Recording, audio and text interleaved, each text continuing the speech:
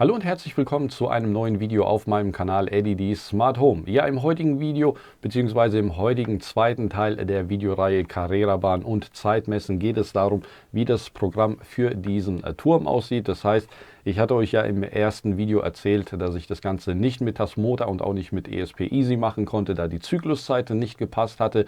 Und im heutigen Video möchte ich euch zeigen, wie ich das Ganze mit Hilfe von Arduino und einem kleinen Sketch oder einem kleinen Programm realisiert habe. Also, falls euch das Thema Arduino interessiert und falls euch das kleine Programm hier interessiert, dann bleibt dran. Nach einem kurzen Intro geht's los und denkt dran, falls euch das Video gefallen oder geholfen haben sollte, würde ich mich über einen Daumen hoch und ein Abo sehr freuen und nicht vergessen, die Glocke zu aktivieren und einen Kommentar für den YouTube-Algorithmus dazulassen. In diesem Sinne, viel Spaß mit dem Video. Bis gleich.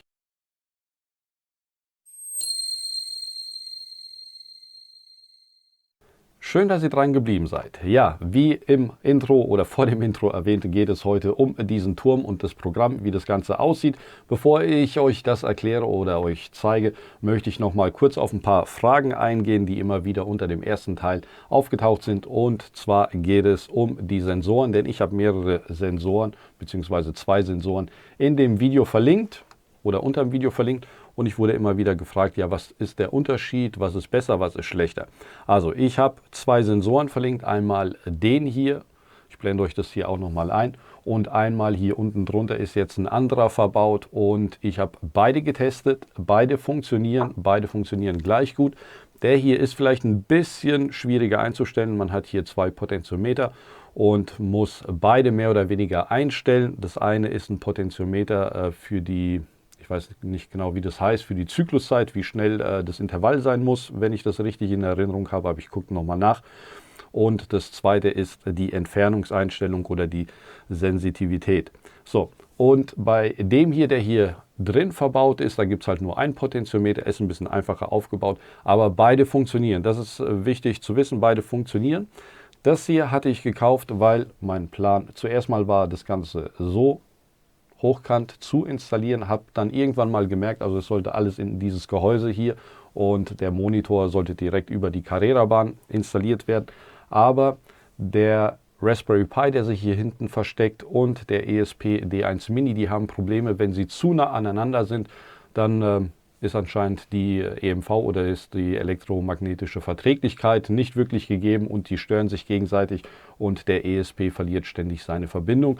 Deswegen musste ich auf ein extra Gehäuse ausweichen und in dieses Gehäuse, so wie ich es hier geplant habe, hat halt dieser Sensor nicht mehr reingepasst. Den musste ich dann wieder ausbauen und habe mich dann für diesen Sensor hier entschieden. Ja, im Endeffekt könnt ihr beide Sensoren nehmen, den hier oder den, es spielt absolut keine Rolle. Ich habe es mit beiden getestet, es hat mit beiden funktioniert, also mit dem hier hat es auch funktioniert, nur ich hatte Probleme mit der EMV, wie gesagt. So, okay, dann kommen wir noch mal kurz auf das Thema Tasmota und ESP-Easy zurück. Also ich habe das Ganze mit dem ESP-Easy zuerst mal getestet, das hat auch funktioniert und zwar muss man dann den Pulscounter aktivieren, das heißt, als würdet ihr einen Stromzähler, für einige von euch kommt es bekannt vor, als würdet ihr die Impulse eines Stromzählers oder Gaszählers oder was auch immer auswerten. Damit hat es funktioniert. Aber ich hatte im Laufe der Zeit das Blockly so viel verändert, dass ich nicht mehr mit den Werten aus diesem Pulscounter arbeiten konnte und ich brauchte die Werte live. Das heißt, sobald ein Auto durchfährt, habe ich den Wert sofort gebraucht, dass sie durchfährt und nicht erst alle paar Sekunden. Denn wenn man es über den Pulscounter macht, kann man nur maximal eine Sekunde als MQTT Datenschickrate einstellen. Das heißt, die Daten werden immer nur alle eine Sekunde geschickt. Und das hatte dann mit dem Blockly nicht mehr gepasst und ich habe etwas gebraucht, was die Daten sofort losschickt. So, dann war mein erster Gedanke, ich wechsle auf einen ganz normalen Push-Button, also auf einen ganz normalen Knopf oder einen ganz normalen Button. Aber das hat auch nicht funktioniert, da Tasmota und ESP-Easy eine Zykluszeit von, ich glaube, 40 Millisekunden haben und die kann man nicht weiter runtersetzen. Und 40 Millisekunden reichen nicht aus, denn wenn das Auto durchfährt, hier durch diesen Tunnel hier, braucht es nur irgendwie 10, 15 Millisekunden. Das heißt, nur 10 oder 15 Millisekunden wird diese LED hier reflektiert vom Auto und nur in der Zeit kriegt man halt Daten. Das bedeutet, wenn das Auto schneller durchfährt oder zu schnell durchfährt, dann bekommt das ESP-Easy oder Tasmota nicht mit und die Rundenzeit wird nicht gestoppt oder es wird halt nicht erkannt, dass ein Auto durchgefahren ist. Und deswegen musste ich halt auf ein selbstgeschriebenes Programm zurückgreifen und die Zykluszeit dort, ich kann euch nicht sagen, wie hoch die ist oder wie niedrig die ist, aber die ist auf jeden Fall so gering, dass es ausreicht, um selbst kleinste Impulse von dieser Lichtschranke oder von diesem Lichttaster zu registrieren. So, dann würde ich sagen, gucken wir uns jetzt das Ganze nochmal am Computer an. Das Ganze wurde, wie gesagt, mit Arduino realisiert. Das heißt, ich zeige euch jetzt als erstes zuerst mal, wie ihr Arduino installiert, was ihr einstellen müsst in Arduino, damit das Ganze funktioniert und dann zum Schluss auch noch, wie das Sketch aussieht zu diesem Programm und was ihr dort alles einstellen müsst. Aber keine Angst, es sind nur 2, 3 Sachen, die ihr einstellen müsst. Es ist alles sehr einfach. So, dann würde ich sagen, schalten wir jetzt auf den Monitor um und ich zeige euch, wie das Ganze geht. So, bevor wir loslegen, müssen wir als erstes Arduino runterladen. Dazu geht ihr einfach auf Arduino CC, geht dann hier auf Software und dann könnt ihr hier die Software runterladen für euer Betriebssystem. In meinem Fall ist es die 64-Bit-Version, also gehen wir hier und sagen Just Download. Das Ganze dauert jetzt einen kurzen Augenblick und sobald das fertig ist, können wir das Ganze installieren. Ich denke mal, die Installation wird selbsterklärend sein. Also hier auf Annehmen drücken, Installation weiter, den Speicherpfad auswählen und sagen Installieren. Dann sollte das relativ zügig vorbei sein. So, wunderbar, Installation ist fertig, das ging relativ zügig. Öffnen das Programm. Dann kann es gut sein, dass hier so eine Firewall-Abfrage kommt, die bestätigt ihr mit Zugriff zulassen und das gleiche vermutlich nochmal. Dann kommt hier so eine Treiber-Software, die noch installiert werden muss. Das sagen wir installieren und dann sollte das auch sollte das ziemlich zügig vonstatten gehen. So, wie es aussieht, ist es installiert. Hier gibt es nichts mehr. Und dann müssen wir ein paar Einstellungen vornehmen, damit das Ganze ohne Probleme funktioniert. Als erstes müssen wir in den Einstellungen unter Board Manager Arduino noch ein paar verschiedene Boards beibringen. Dazu geht ihr hier auf File, dann geht ihr auf Preference und dann sagt ihr hier Additional Board Manager URLs und hier tragt ihr folgenden Link ein, einfach Copy-Paste. Also esp82.com und so weiter und so fort, bestätigt das Ganze einfach und dadurch kennt Arduino ein paar Boards mehr. So, sobald ihr Arduino installiert habt und den Board Manager, die URL hinterlegt habt, nehmt ihr euren ESP8266 und schließt den an euren Computer an. Achtet darauf, dass ihr ein USB-Kabel verwendet, das auch Datenübertragung kann, denn es gibt relativ viele, die nur als Spannungsversorgung dienen und dann wird natürlich das Board nicht von eurem Computer erkannt, beziehungsweise hier von Arduino. So, mein Board ist jetzt mit meinem Computer verbunden und dann gehen wir als erstes hier einmal auf Tools, dann hier auf Board, auf ESP8266 und wählen jetzt hier unser Board aus, das ist Lolin Wemos D1 Mini, das ist der Klon. Bestätigen das Ganze und dann sollte das Ganze hier angezeigt werden und hier die Daten hinterlegt sein. Das passt, da müssen wir im Endeffekt nichts machen. Einzige, was wir einstellen müssen, ist hier der Port und zwar ist es bei mir jetzt der Serial Port COM4. Den wählen wir aus und können dann das Sketch hier eintragen. Das heißt, entweder ihr lasst das hier offen, erstellt ein neues oder fügt einfach das Sketch hier ein. So, gucken wir uns mal das Ganze von oben nach unten an. Hier werden ein paar Bibliotheken installiert, beziehungsweise verwendet. Die Installation machen wir gleich, denn die sind standardmäßig noch nicht drauf. Hier werden die verschiedenen Sensoren, die ich hier verwende, initialisiert. Hier tragen wir unseren MQTT-Server ein, also das heißt auf dem IO-Broker, den wir später installieren, hat der MQTT-Server oder IO-Broker hat ja eine IP, die tragt ihr hier ein.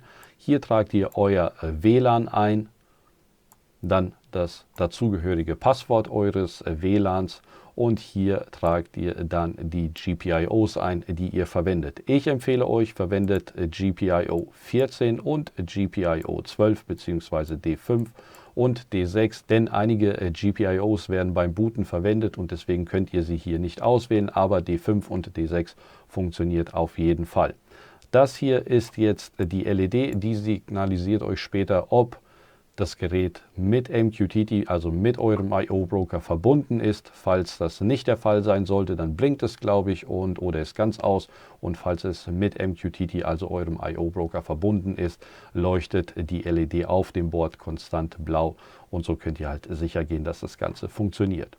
Als nächstes sagen wir hier auch noch, dass D5 und D6 ein Input ist, also dass Signale da reinkommen, und dass der LED-Pin, den wir oben deklariert haben, dass das ein Output ist. Das ist die interne LED, die auf diesem Board schon verlötet ist. So, dann gehen wir weiter runter. Hier findet die ganze Auswertung dieser Buttons statt. Also B-On bedeutet Blau-On, das heißt, ihr bekommt einfach hier in diesem Konsolenfenster eine Nachricht, also das bedeutet dieses Serial Print. Dann wird euch hier angezeigt, dass er sich gerade hier drin befindet und dass es funktioniert. Hier ist der Pfad dann eingetragen, das heißt im IO-Broker, im MQTT-Adapter gibt es dann einen Pfad, der heißt Carrera-Blau1 und wenn sich das Programm hier drin befindet, das heißt der Sensor ausgelöst wurde, dann wird das Ganze hier auf True gesetzt. Dann gibt es auch nochmal hier eine Benachrichtigung in diesem schwarzen Fenster, oder in diesem Serial-Fenster, dass das Auto gerade durchgefahren ist. Und das gleiche gibt es halt auch nochmal für den roten, beziehungsweise hier unten wird das Ganze nochmal auf False gesetzt, das heißt wieder zurückgesetzt auf 0. Und wie gesagt, das gleiche gibt es hier auch nochmal für das rote Auto. Das rote Auto hat in unserem Fall D5 und hier ist im Endeffekt genau das gleiche, wieder dieses Serial Print On. Das heißt, sobald er durchfährt, wird hier diese Nachricht losgeschickt und wenn er durchgefahren ist, nach einem Zyklus wird es halt wieder auf Off gesetzt. So, ansonsten hier gibt es noch ein Delay, was man einstellen kann. Ich habe das deaktiviert, da ich möchte, dass das Ganze sehr schnell durchläuft. Das heißt, würde man hier ein Delay einbauen von, sage ich mal, 10 Millisekunden und das Auto fährt direkt während diesem Delay oder während diesem Stillstand des Programmes, wenn es genau dann durchfährt, dann würde das nicht erkannt werden. Deswegen habe ich das Delay wieder rausgenommen. Und hier unten gibt es eigentlich nur noch mal, ja, ich sag mal, hier wird die Verbindung mit eurem WLAN hergestellt und mit dem MQTT-Surfer. Hier ist auch nochmal wichtig, der Port, den müsst ihr hier unten eintragen. Also im Normalfall ist es ja 1883 oder 1886, den tragt ihr halt hier ein. Und das hier ist, wie gesagt, nur die Initialisierung der WLAN-Verbindung und der MQTT-Verbindung. Ansonsten müsst ihr nichts eintragen. Und hier unten auch nochmal wichtig, hier tragt ihr euren MQTT-User ein im IO-Broker und hier das dazugehörige Passwort. Für all diejenigen, die sich damit noch nicht auskennen, das gibt es dann im dritten Teil oder im vierten Teil zu sehen. Auf jeden Fall kommt dort ein Benutzername und ein Passwort rein, das ihr frei wählen könnt. Hier unten auch wieder nur, falls sich das Gerät mit dem MQTT-Surfer verbunden hat, bekommt ihr hier im Serial-Fenster eine Meldung angezeigt mit MQTT verbunden. Die LED geht an. Nicht wundern, dass hier Low steht, weil das invertiert ist, muss hier Low drin stehen. Und falls es sich nicht mit dem MQTT verbinden kann, dann würdet ihr halt hier ein Fail und Reconnect und das Reconnect dauert hier 5 Sekunden. Das ist dieses Delay. Falls ihr das auf 10 Sekunden stellen wollt, dann tragt ihr das einfach hier 10.000 Millisekunden ein und müsstet dann halt hier den Text nochmal auf 10 Sekunden anpassen. Aber 5 Sekunden reichen im Normalfall, deswegen stelle ich das wieder zurück. So, und das war es im Endeffekt, das ist das ganze Programm. Jetzt ist es so, wenn wir das Ganze kompilieren, also das Programm auswerten, schreiben wollen, dann werden wir jetzt gleich einen Fehler bekommen, weil wir noch ein paar Bibliotheken installieren müssen. Und zwar, wenn ich mich recht erinnere, müssen wir das hier noch installieren und das hier. Bin mir gerade nicht sicher, aber wir sehen gleich, was für eine Fehlermeldung wir bekommen. So, also wir sagen einmal Verify, beziehungsweise hier wird das Ganze kompiliert. Und dann wird uns hier gesagt, dass das Ganze nicht funktioniert, weil Public Sub Client nicht hier verfügbar ist. Das hier ist die MQTT-Verbindung und das müssen wir als erstes installieren. So, dazu gehen wir wieder hier auf Tools und dann gibt es hier Manage Libraries und dann geben wir hier in dieses Fenster folgendes ein, Public Sub Client, und wählen das hier aus, Public Sub Client bei Nick O'Reilly, sagen hier installieren. Das dauert jetzt einen kurzen Augenblick. Das hier können wir beenden und dann sollte das Ganze installiert sein. So, jetzt machen wir nochmal kompilieren, also wieder auf den Haken drauf gehen und gucken, ob jetzt noch etwas fehlt. So, es scheint keine weiteren Fehler zu geben. Ansonsten würde hier noch irgendetwas auftauchen. Das heißt, wir haben nur dieses Public Sub Client benötigt. Und dann können wir das Ganze auf unseren ESP8266 draufschieben. Ich trage jetzt hier nur noch mal schnell meine Zugangsdaten ein und dann übertragen wir das Ganze gemeinsam. So, ich habe meine Zugangsdaten eingetragen. Wir sagen hier nochmal kompilieren, beziehungsweise im Endeffekt können wir auch gleich auf Upload klicken, denn dann wird das Ganze kompiliert und direkt hochgeschoben. So, klicken hier drauf. Wie ihr seht hier unten, das Sketch wird kompiliert, beziehungsweise das Programm. Und das dauert jetzt ein paar Sekunden, geht relativ schnell, wie ihr seht. Und dann sollte das Ganze hochgeladen worden sein. Ihr seht, 5 Sekunden hat das Ganze gedauert. Jetzt wird gesagt, dass wir das Ganze einmal resetten sollen. Dazu drückt ihr einfach auf eurem ESP diesen kleinen Knopf an der Seite, beziehungsweise könnt auch einfach die Spannungsverbindung einmal raus und rein machen. Und dann sollte das Ganze funktionieren. So, ich betätige mal den Knopf. Dann sollte sich das Ganze hier verbinden. Dann gehen wir hier oben nochmal auf Tools, sagen hier Serial Monitor und ich starte das Ganze jetzt nochmal kurz neu, dann sieht man, was hier passiert. So, jetzt steht Connecting Wi-Fi und dann hier mit MQTT verbunden, B-Off, blau gesendet und ja, hier auch nochmal rot. Das heißt, das, was wir hier drin einprogrammiert haben, das wird jetzt gerade ausgegeben. Moment, ich suche das nochmal. Also, wir waren hier in dem Programm, beziehungsweise nicht dort, wir waren hier, wo Off steht. Das ist die Meldung, die als erstes kam, Off. Und dann kam das hier, blau MQTT gesendet. Und das hier hat auf unserem IO-Broker stattgefunden. Und das gleiche natürlich auch nochmal für den roten. Also auch hier nochmal, das Ganze wurde Off. Das Programm hat sich hier in diesem Schritt befunden, deswegen wurde das hier ausgegeben und die Nachricht wurde hier an den IO-Broker gesendet und dann wurde das hier über den Serial Print Monitor ausgegeben. So, da das Ganze jetzt ein bisschen blöd zum Zeigen ist, da das die gleichen Namen hat wie mein schon vorhandenes System, ändere ich das Ganze hier nochmal schnell um auf Carrera YT und zeige euch das Ganze nochmal im IO-Broker. Das bedeutet, ich passe jetzt einfach nur noch mal hier kurz den Pfad ein und trage hier überall Carrera YT ein, beziehungsweise hier Rot YT. So, okay. Also ich habe hier, wie gesagt, überall mal YT eingetragen, übertrage das Programm noch mal schnell, damit ich euch das Ganze zeigen kann. Das Ganze wird jetzt wieder kompiliert und direkt hochgeschoben. Ich wechsle hier mal in den Serial Monitor. Springt wieder raus. So, betätige nochmal den Knopf, wechsel in den Serial Monitor und dann seht ihr jetzt, kommt die Meldung MQTT verbunden YT, weil ich das Ganze hier abgeändert habe. So, und im IO-Broker gucken wir uns das Ganze auch nochmal schnell an. Also hier hat sich das Ganze gemeldet. Im MQTT-Ordner wurde jetzt ein Ordner erstellt, Carrera YT. Und hier sind die 2 Datenpunkte und jetzt müssen wir im Endeffekt nur noch unsere Sensoren daran anschließen und dann können wir das Ganze hier beobachten. So, ich passe mal die Fenster an, damit die nebeneinander hinpassen. Die Library hier können wir schließen. Das Fenster hier können wir auch mal reinigen, so damit nichts drin steht. Und dann müssen wir im Endeffekt nur noch den ESP mit unserem Sensor verbinden und dann wären wir fertig. So, das Verbinden ist relativ einfach. Also ihr habt hier jetzt euren ESP und hier euren Sensor. Nicht wundern, ich verwende jetzt einen anderen Sensor wie den ich euch hier gezeigt habe. Also nicht den hier und auch nicht den, der gerade eben verbunden ist, weil ich habe einfach keine mehr davon. Und den hier, den hatte ich schon bearbeitet, die Pins, und der passt hier nicht rein. Deswegen nehme ich hier so einen stinknormalen stinknormalen Linienfolger. Mit dem geht es nämlich auch, denn es ist nichts Besonderes, es ist einfach nur Plus-Minus anschließen und das Datenkabel, also in unserem Fall heißt es hier Out, bei dem hier heißt es auch Out und bei dem, der dort hinten verbaut ist, heißt es auch Out. Das heißt, Plus-Minus anschließen, die 5 Volt oder 3,3 Volt bleibt euch überlassen und am ESP wählt ihr halt jetzt den D5 oder den D6 aus.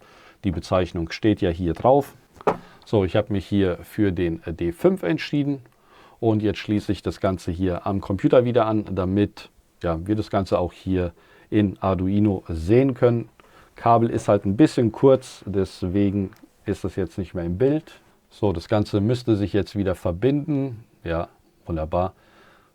Der ESP hat sich wieder verbunden und jetzt mal gucken, ob der Sensor richtig eingestellt ist. So, ihr habt es gesehen, der ist durchgefahren.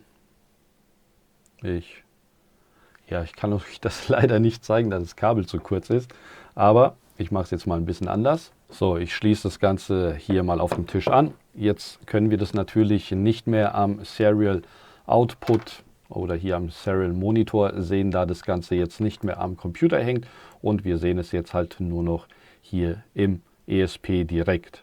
So, wir haben jetzt hier die letzte Änderung, 12:31 Uhr und jetzt gehe ich hier durch den Sensor durch. Ich muss jetzt etwas Glänzendes nehmen, denn das hier ist ein Linienfolger und da kann man nicht einfach so mit dem Finger durchgehen, denn dann passiert nämlich gar nichts. Ich brauche halt irgendetwas Glänzendes, aber bei den anderen Sensoren, die ich euch hier gezeigt habe, ist das halt nicht der Fall. So, ich nehme jetzt was Glänzendes, gehe hier durch. Ihr seht, die LED hier geht an. So, ich mache das nochmal so. Und im I/O-Broker seht ihr, dass sich der Zeitstempel ändert. So, LED an. Und im I/O-Broker wird das Signal direkt geschickt. Nochmal.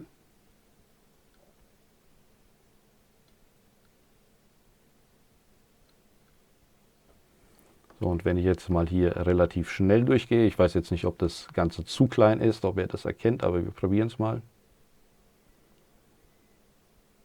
Habe jetzt nicht gesehen, hat er es gemacht. So, er ändert es. Ihr seht, es geht sehr schnell. Und das war es im Endeffekt. Ihr habt gesehen, es ist relativ einfach. Wie gesagt, hier einfach nur Plus, Minus, das Datenkabel auf D5 und D6.